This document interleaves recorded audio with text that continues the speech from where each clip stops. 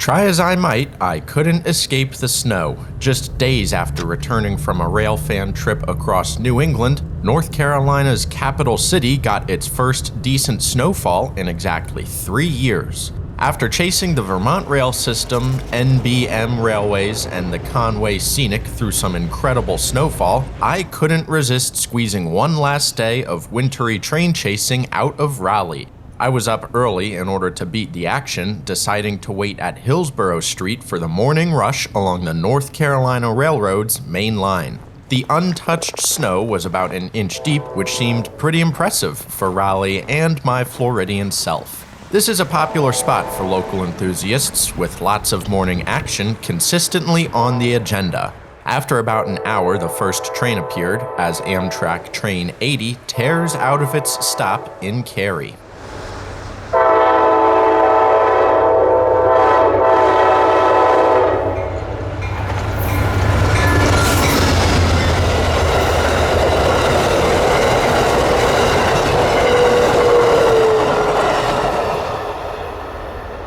Running daily from Charlotte to New York, this was the most impressive passage of the Carolinian I'd seen. It was just about 10 a.m. as 80 flew by, which meant that westbound Amtrak 73 was only minutes away. Train 73 is one of 8 daily Piedmonts funded by the North Carolina DOT for service between Raleigh and Charlotte.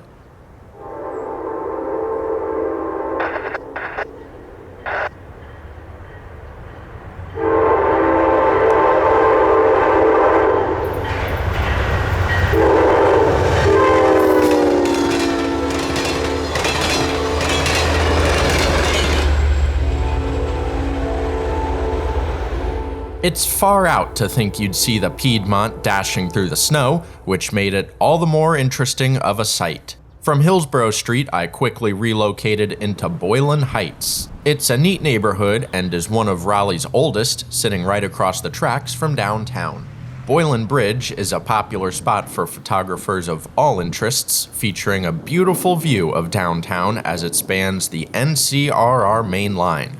A public company owned 100% by the state of North Carolina, the Charlotte to Morehead City Main Line is one of the few railroad assets owned by NCRR. Operations are left to Norfolk Southern, Amtrak, and the DOT, with CSX retaining trackage rights over a small section between this junction and the Cary Amtrak station.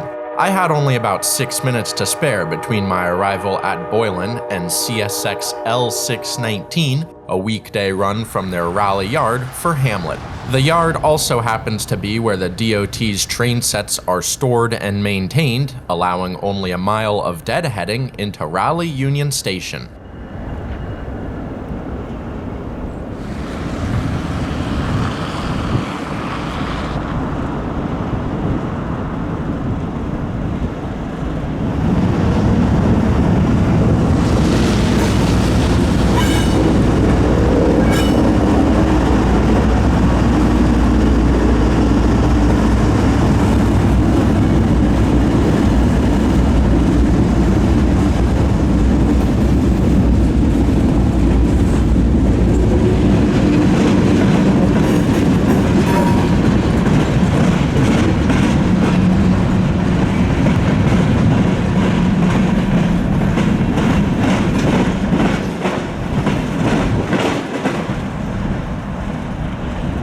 As the overpowered 619 swerves onto NCRR, it shows off Boylan's final railfan attraction. Originating in NS's nearby yard a mile and a half north, R.J. Corman's Raleigh and Fayetteville short line crosses the main line, running south for its other namesake city. From Boylan, I leapfrogged the Hillsborough spot into Cary with a green signal lit for Amtrak's northbound Floridian. I believe Cary to be one of the nicest towns in Raleigh suburbia, rivaled closely by its southern neighbor, Apex. This is where I found the Floridian nearly 4 hours later, after running some errands and stumbling upon the apparently stranded train. The lead Siemens locomotive developed a locked axle in Apex, and after hours of unsuccessful remedies, the decision was made to walk the train into the nearby siding for further inspection. Things were unfolding only minutes after I arrived, as CSX and Amtrak maintenance forces helped limp the train past Apex's historic station and accompanying caboose. CSX L620 from Hamlet was in town as well, making for an exciting race between the two trains, if you could call it that.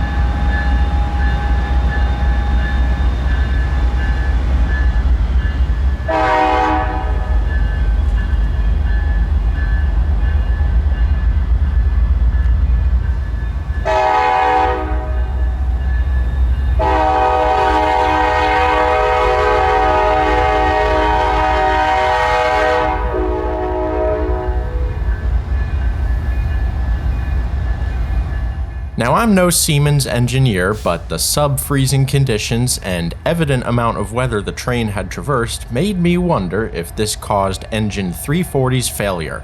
I didn't have much time to analyze, as a shiny SD70 rebuild was bringing L620 and 2 center beams alongside for a shove move into the house track.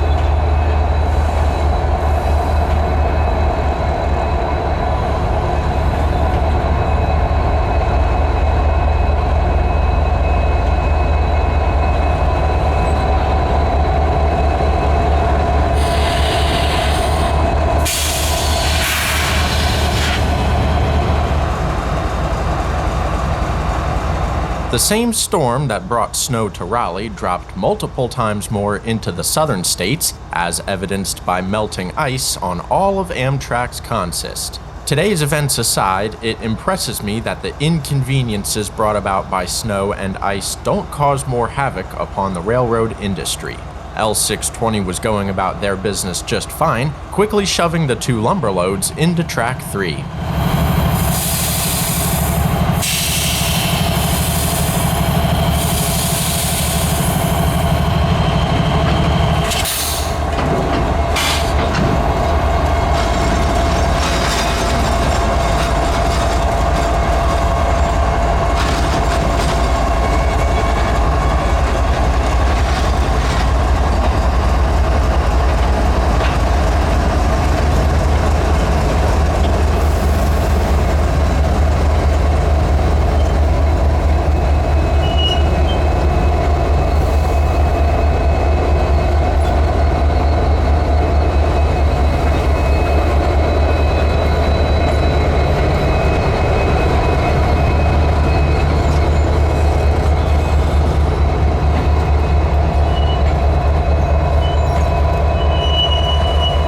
EMDs, new and old, are always a thrill to see.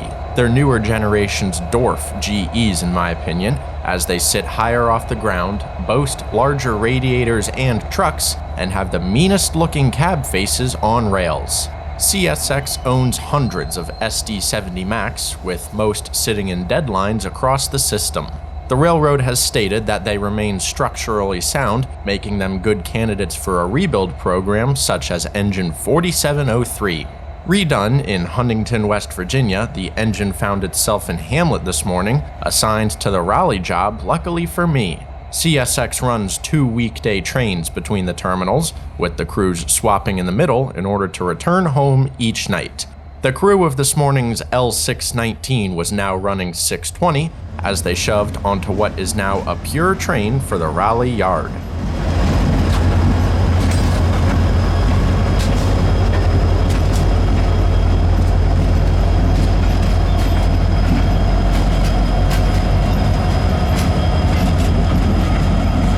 I know it's a hot take, but I love GEVOs. More specifically, CSX's ES44AH locomotives, but I don't bat an eye at any other of their thousands of GEs. If it was a heavy GEVO trailing on L620, I would have suffered from wrong leader syndrome, but was happy to see 4703 leading the Tier 4 GE.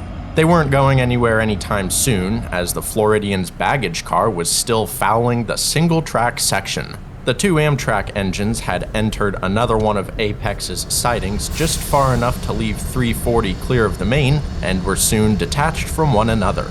It wasn't over just yet, as the Floridian's conductor had to request permission from CSX to shove south onto the single track. CSX dispatch station. Amtrak PO 9221, locomotive 81, or AMTK 81, PO 9221 AMTK 81. Yes, sir. We're all done with our stuff here on the storage track. We've cut away from the locomotive 340. It's tied down and off as per instructed. We're ready to make a reverse move inside of north end apex towards south end apex, clear your interlock, and try to get out of your hair here. We have locomotive AMTK 81 over. 340 locked axle. Okay. All right. Be okay to make a reverse move in the interlocker, get behind the signal there at apex, and then we'll head on towards Raleigh Tower. Although this new service is technically Train 40, I appreciated how all parties referred to this train as PO 92. It will always be the Silver Star in my eyes, and apparently the legacy railroaders agree with me. With 340 disposed of, Amtrak's Floridian was now truly looking like a Silver Star thanks to a solo P42. I also love the Genesis engines and am sad to see their career coming to a close on Amtrak. I try and stay away from definitive never again type statements, but I just don't know if I'll capture this type of run by again as PO 92 finally leaves its Siemens leader in the dust.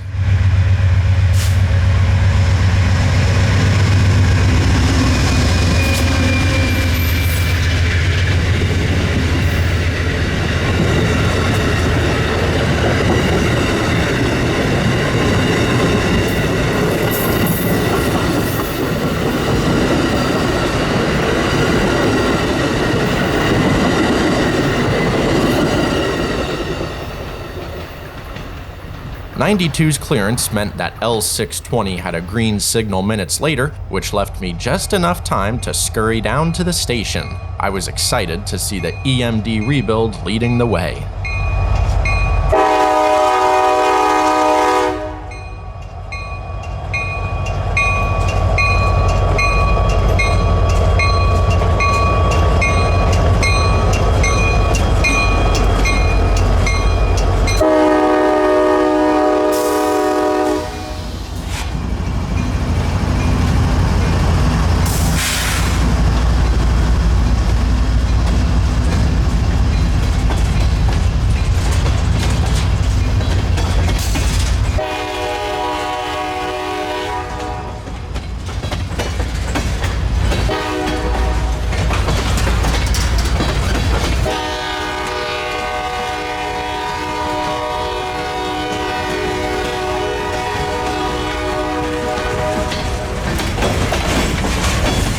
With 22 cars for Raleigh, it was nice to see more than a 4-car train on CSX today. Seeing the railroad operate in Raleigh strikes me as odd, as it's quite heavily NS territory.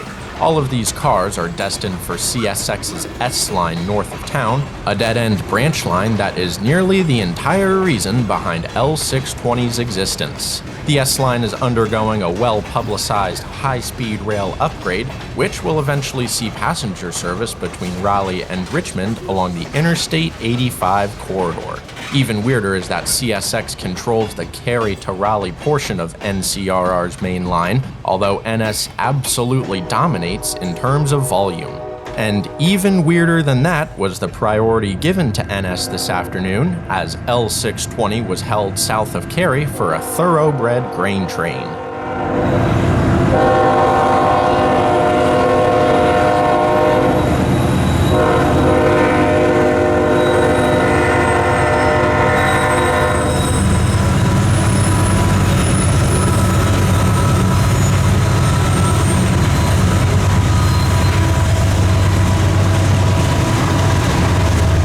3 GE models were gasping for breath, ultimately destined for any number of grain mills on the NCRR between Selma and New Bern.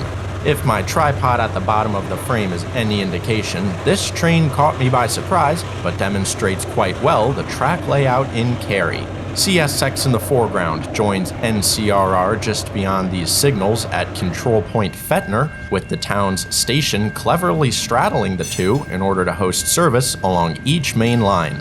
The Cary train station has been my go-to train watching spot in town due to its accessibility and action, living up to the hype as L620 had a signal following NS's clearance.